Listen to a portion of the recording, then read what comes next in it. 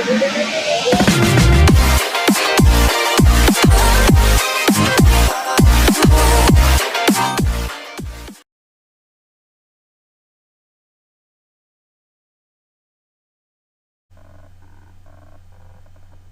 mga bata? Oras na naman ng ating araling panlipunan. Handa na ba kayong makinig at matuto para sa bago nating aralin? Kung ganon, magaling. Kung bago pa lang kayo sa aking channel, huwag kalimutang mag-subscribe at pindutin ang notification bell upang laging updated kayo sa mga susunod ko pang YouTube video. Ang paksa na ating pag-aaralan ngayon para sa araw na ito na naaayon sa week 4 lesson ninyo para sa third quarter ay mga suliranin, issue at hamon sa panahon ng ikatlong republika. Layunin ng aralin. Pagkatapos ng aralin na ito, ang mga mag-aaral ay inaasahan na una, na ipaliliwanag kung bakit dumanas ng hirap ang Pilipinas pagkatapos ng ikalawang digmaang pandaigdig. Pangalawa, napahahalagahan ang mga suliranin, issue at hamon ng kasarinlan noong panahon ng ikatlong republika. At ang pangatlo na naaayon sa inyong most essential learning competency, na iuugnay ang mga suliranin, issue at hamon ng kasarinlan noong panahon ng ikatlong republika sa kasalukuyan na nakahahadlang sa pag-unlad ng bansa. Pero bago natin simulan ang ating aralin, magkaroon muna tayo ng isang balik-aral sa inyong nakalipas na aralin. Ang inyong nakalipas na aralin ay mga suliranin at hamong kinaharap ng mga Pilipino pagkatapos ng ikalawang digmaang pandaigdig at ang mga programang inilunsad ng mga naging pangulo mula 1946 hanggang 1972. Kaya ihanda na ang panulat at papel. Handa na ba kayo? Una, siya ang pangulo ng bansa na kinilala bilang tagapagligtas ng demokrasya sa Pilipinas. Siya ba ay si Elpidio Quirino? O siya ba ay si Ramon Magsaysay? Ang tamang sagot, Ramon Magsaysay. Pangalawa, siya ang pangulo na nahalal noong Hulyo 4, taong 1946. Siya si Manuel Rojas o Carlos Garcia? Ang tamang sagot,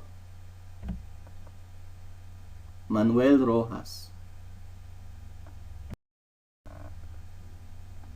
Pangatlo, ipinatupad niya ang patakarang Pilipino Muna o First Filipino Policy. Siya ba ay si Elpidio Quirino o Carlos Garcia? Ang tamang sagot, Carlos Garcia. Pangapat, sa kanyang administrasyon, lumikha siya ng samahang Malaysia, Pilipinas at Indonesia o tinatawag na Mapilindo para sa pagkakaisang pang-ekonomiya. Siya ba ay si Ferdinand Marcos o Diosdado Macapagal? Ang tamang sagot, Diosdado Macapagal. Panglima, sa kanyang pamumuno, nagdeklara siya ng batas militar sa bansa sa pamamagitan ng Proclamation 1081. Siya ba ay si Ferdinand Marcos o Carlos Garcia? Ang tamang sagot, Ferdinand Marcos. At pang-anim, siya ang lumikha ng President's Action Committee on Social Amelioration upang tulungan ang mga Pilipino mula sa pagbagsak ng ekonomiya. Siya ba ay si Manuel Rojas o Elpidio Quirino? Ang tamang sagot, Elpidio Quirino. Nakuha niyo ba ang lahat ng tamang sagot? Kung ganon, magaling. Magkaroon tayo ng isang laro. Choose the right ones. Piliin sa mga larawan na ito ang mga naging pangulo ng bansa mula 1946 hanggang 1972 o sa panahon ng Ikatlong Republika. Maaaring i-post ang bidyong ito upang isipin ang tamang sagot.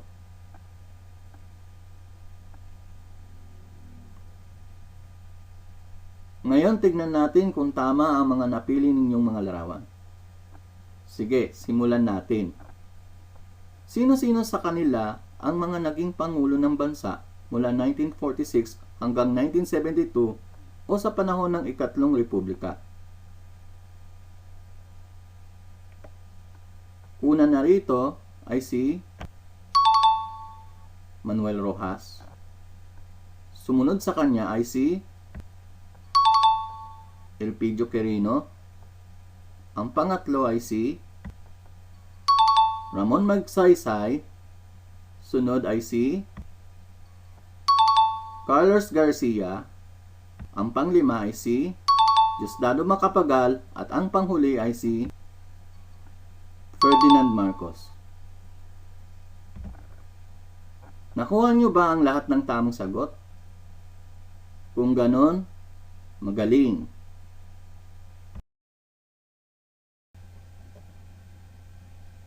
Ano ba ang dapat mong malaman sa aralin natin ngayon? Anong suliranin, issue at hamong kinaharap ng mga Pilipino sa panahon ng Ikatlong Republika ng Pilipinas? Baliktanaw sa inyong nakaraang aralin.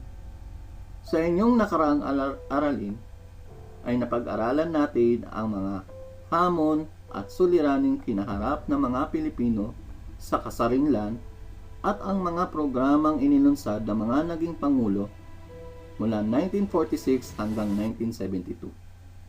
Sa pagsisimula ng Ikatlong Republika ng Pilipinas, maraming iniwang problema sa bansa dulot ng Ikalawang Digmaang Pandaigdig. Nariyan ang pagkawasak ng maraming gusali ng pamahalaan, tulay at kalsada, pagbaba ng pananalapi, pagtaas ng presyo ng mga bilihin, pagtaas ng krimen sa bansa at kawalan ng hanap buhay ng mga tao. Sa pagbubukas ng Ikatlong Republika ng Pilipinas, nahalal bilang Pangulo ng bansa si Manuel Rojas. Siya ay namuno sa bansa mula 1946 hanggang 1948. Sa kanyang pamamahala, ipinatupad niya ang pagbabago at rehabilitasyon ng bansa sa pamamagitan ng paghingi ng suportang pinansyal mula sa Amerika. Sumunod na namuno sa kanya ay si Elpidio Quirino. Siya ay namuno sa bansa mula 1948 hanggang 1953. Sa kanyang pamumuno, itinuloy niya ang sinimula ni Manuel Rojas na pagbabago at rehabilitasyon ng bansa. Pagkatapos ni Elpidio Quirino, sunod na namuno naman ay si Ramon Magsaysay. Siya ay namuno mula 1953 hanggang 1957. Sa pamumuno ni Ramon Magsaysay, nagkaroon ng negosasyon sa bansang Hapon ukol sa bayad pinsala dulot ng digmaan.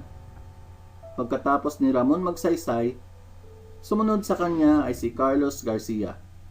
Siya ay namuno mula 1957 hanggang 1961. Sa kanyang administrasyon o pamumuno, kanyang ipinatupad ang patakarang Pilipino Muna o First Filipino Policy na pumoprotekta sa mga produkto o gawang Pilipino. Pagkatapos ni Carlos Garcia, sumunod sa kanya ay si Diosdado Macapagal. Siya ay nahalal bilang Pangulo ng bansa mula 1961 hanggang 1965. Sa kanyang pamumuno, iniutos niya ang paggamit ng wikang Tagalog sa mga pasaporte, selyo, palatandaan sa trapiko, pangalan ng mga bagyo, diplomang pamparalan at iba pa. Pagkatapos ni Diosdado Macapagal, sumunod sa kanya ay si Ferdinand Marcos. Siya ay namuno bilang Pangulo ng Bansa mula 1965 hanggang 1986. Sa kanyang administrasyon, nagkaroon ng malawakang protesta laban sa kanyang pamamahala, na naging dahilan ng pagdedeklara niya ng batas militar noong September 21, 1972 ayon sa bisa ng Proclamation 1081.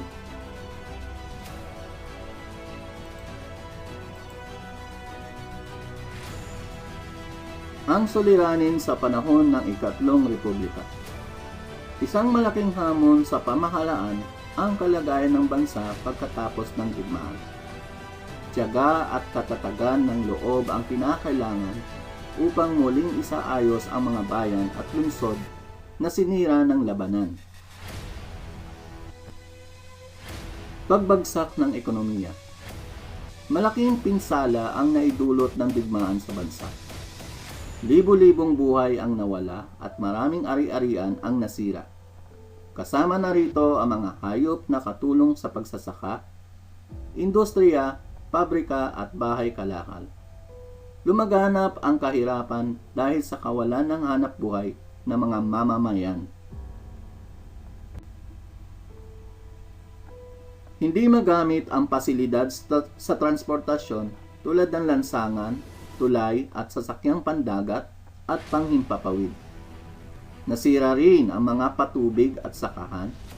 Bunga nito, humina ang produksyon ng bansa at nagkulang sa pagkain. Napabayaan ang pagluluwas ng mga produkto na nagbunga ng kakapusan sa pananalapi ng pamahalaan.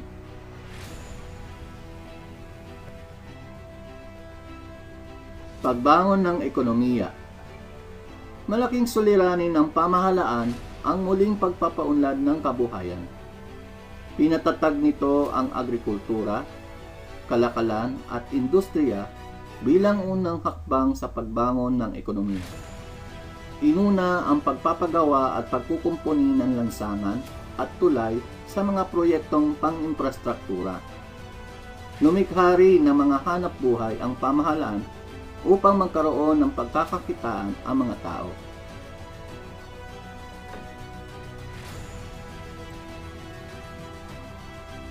Suliraning pangkapayapaan at kaayusan.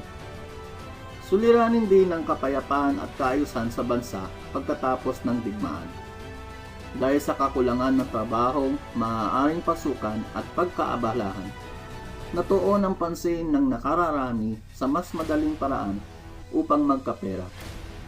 Lumaganap ang nakawan at hold-up sa mga lungsod, bayan at maging sa mga lalawigan. Dahil dito, nanganib ang buhay at ari-arian ng mga mamamayan sa masasamang elemento ng lipunan. Higit na nagpalubha sa kalagayan ng bansa ang suliranin sa pagsasaka. Nagpatuloy ang kawalan ng gana ng mga magsasaka laban sa mamamayang hasyendero. Marami sa mga ito ang naging hook o kasaping ng hukbo laban sa Hapon o hukbalahap. Hukbalahap. Nagsimula ang hukbalahap bilang samahang gerilya noong panahon ng mga Hapones. Pagkatapos ng digmaan, tumanggi ang mga huk na isuko ang kanilang mga sandata nang hindi ipagkaloob ng pamahalaan ang kanilang kahilingan sa reformang pansakahan. Komunismo, sosyalismo ang ideolohiya ng mga huk.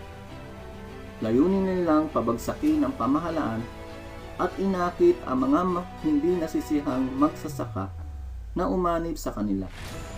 Maraming magsasaka ang sumali, lalo na ang nasa gitnang Luzon, na naging sentro ng pakikibaka ng samahan. Suliraning panlipunan.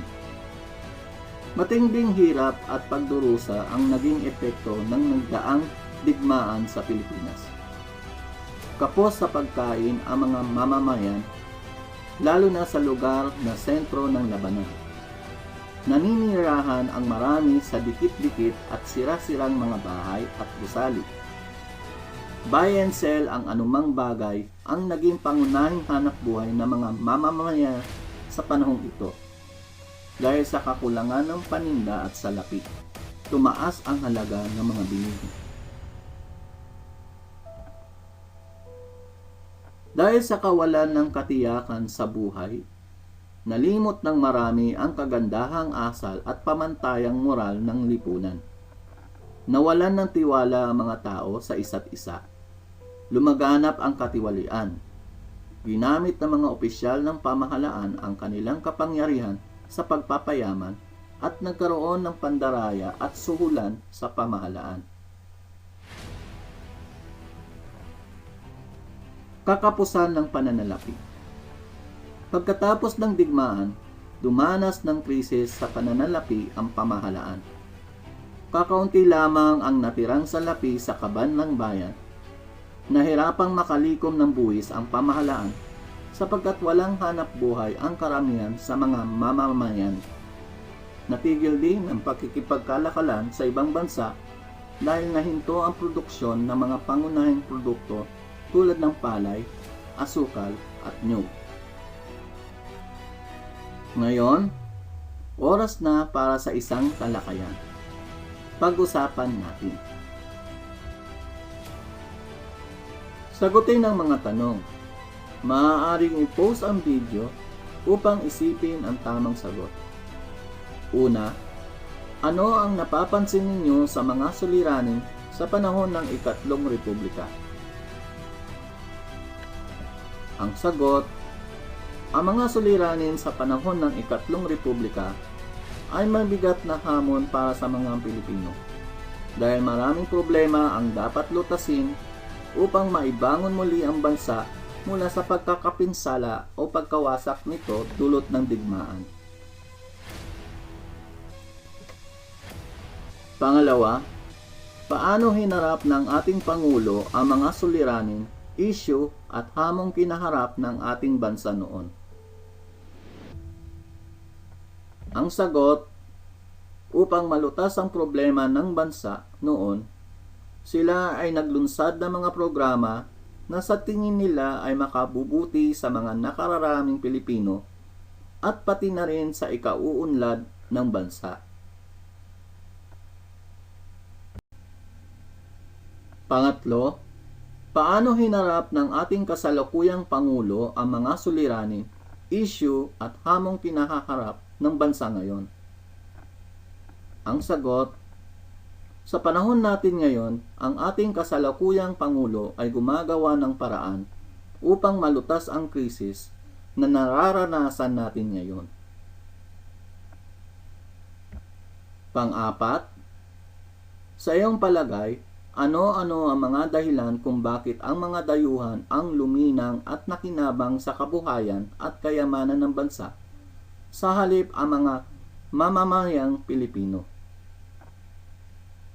Ang sagot, mas higit na nakikinabang ang mga dayuhan kaysa sa mga Pilipino pagdating sa likas ng yaman ng ating bansa.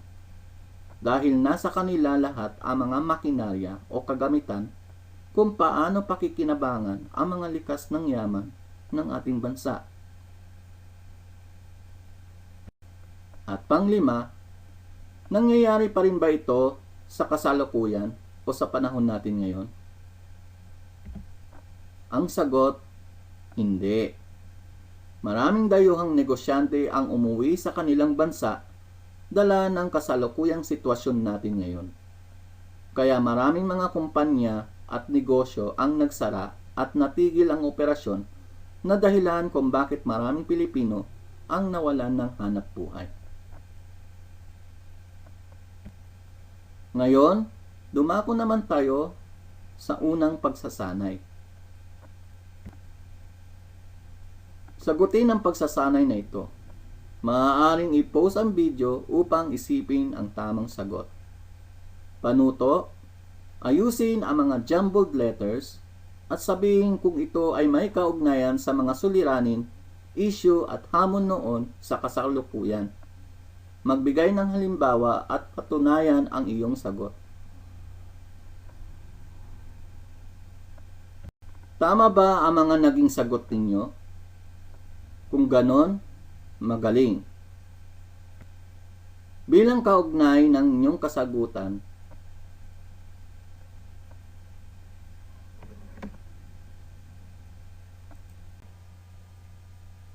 dumako naman tayo sa ikalawang pagsasanay. Sa gawain ito, gagawa kayo ng isang graphic organizer. Panuto, sa tulong ng graphic organizer na matatagpuan sa ibaba, itala dito ang mga suliraning kinakaharap ng ating bansa noong panahon ng Ikatlong Republika at sa kasalukuyan nating panahon. Ngayon, dumako naman tayo sa ikatlong pagsasanay. Sa gawain ito, paghahambingin ninyo ang mga suliranin ng bansa sa panahon ng Ikatlong Republika sa mga suliranin ng bansa sa panahon natin ngayon sa pamamagitan ng Venn diagram. Panuto, gamit ang Venn diagram, sa pamamagitan ng talakayan at gabay ng guro, isulat sa kaliwang bahagi ang mga suliranin sa Ikatlong Republika. Sa kanang bahagi naman ay suliranin sa kasalukuyan o sa panahon natin ngayon. At sa gitna naman ay ang naging suliranin ng bansa na pareho ang Ikatlong Republika at ang kasalukuyan nating panahon. Gawin ito sa isang malinis na papel. Dumako naman tayo sa ikaapat na pagsasanay. Sa gawain ito, gagawa kayo ng isang slogan tungkol sa mga hadlang sa pag-unlad ng bansa na kailangan nating labanan sa kasalukuyan o sa panahon natin ngayon. Panuto, gumawa ng isang slogan tungkol sa mga hadlang sa pag-unlad ng bansa na kailangan nating labanan sa kasalukuyan o sa panahon natin ngayon. Dumako naman tayo sa panghuling pagsasanay o sa ikalimang pagsasanay. Sa gawain ito, gagawa kayo ng isang pangungusap at iuugnay ninyo ang bawat suliranin, issue at hamon noong Ikatlong Republika sa kasalukuyan na nakahahadlang sa pag-unlad ng bansa. Gawin ninyo ito sa isang malinis na papel.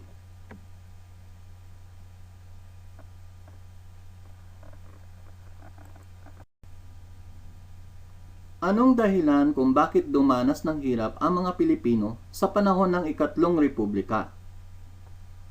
At ano ang mga pangunahing suliranin nito?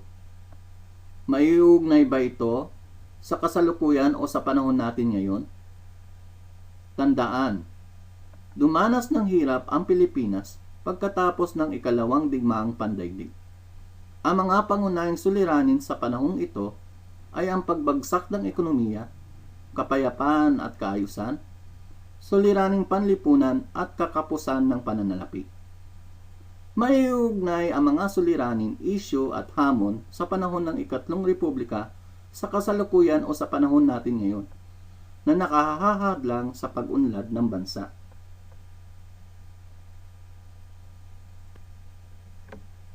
Ngayon, oras na para sa isang maikling pagsusulit. Ihanda ang panulat at papel. Maaaring i-pause ang video upang isipin ang tamang sagot. Panuto, piliin ang titik ng tamang sagot. Una, ano ang pinakapangunahing suliranin ng bansa sa panahon ng Ikatlong Republika? A. Pagbagsak ng ekonomiya. B. Pagkawasak ng mga infrastruktura. C. Pagtaas ng mga bilihin. O letter D. Suliraning pangkapayapaan at kaayusan. Pangalawa, sa panahon ng Ikatlong Republika ng Pilipinas, ano ang naging suliranin at hamon ng bansa pagdating sa kaayusan at kapayapaan? A. Pagtaas ng mga bilihin. B. Pagtaas ng bilang ng nakawan. C. Kakapusan ng salapi. O letter D. Suliraning pang-ekonomiya. Pangatlo, ano ang ideolohiya ng mga kasapi ng hukbalahap? A. Demokrasya. B. Militarismo. C. Authoritarian. O letter D. Komunismo, sosyalismo. Pang-apat, bakit nagkaroon ng kakapusan ng salapi sa bansa sa panahon ng ikatlong republika? A. Kakaunti lamang ang natirang salapi sa kaban ng bayan. B. Nahirapang makalikom ng buwis dahil maraming Pilipino ang walang hanap buhay. C. Nahinto ang pakikipagkalakalan sa ibang bansa. O letter D. Lahat ng nabanggit ay tama. At panglima, paano mo bibigyang halaga ang mga suliranin at hamong kinaharap ng mga Pilipino sa panahon ng ikatlong republika? A. Aalalahanin ang mga naging suliranin ng ating bansa noon. B. Mag-aaral ng mabuti. C. Susunod sa batas. O letter D. Lahat ng nabanggit ay tama. Ngayon, alamin natin ang mga tamang sagot. Tingnan natin kung tama ang mga napili ninyong sagot. Simulan natin. Una, ano ang pinakapangunahing suliranin ng bansa sa panahon ng ikatlong republika? Ang tamang sagot, letter B, pagkawasak ng mga infrastruktura. Pangalawa, sa panahon ng ikatlong republika ng Pilipinas, ano ang naging suliranin at hamon ng bansa pagdating sa kaayusan at kapayapaan? Ang tamang sagot, letter B, pagtaas ng bilang ng nakawan. Pangatlo, ano ang ideolohiya ng mga kasapi ng hukbalahap? Ang sagot, letter D, komunismo, sosyalismo. Pang-apat, bakit nagkaroon ng kakapusan ng salapi sa bansa sa panahon ng ikatlong republika? Ang tamang sagot, letter D, lahat ng nabanggit ay tama. At panglima, paano mo bibigyang halaga ang mga suliranin at hamong kinaharap ng mga Pilipino sa panahon ng ikatlong republika? Ang tamang sagot, letter D, lahat ng nabanggit ay tama. Tama ba lahat ang napili ninyong mga sagot? Kung ganon, pinabati kita. Sana naibigan ninyo ang bidyong ito. Maraming salamat sa panonood at pakikinig.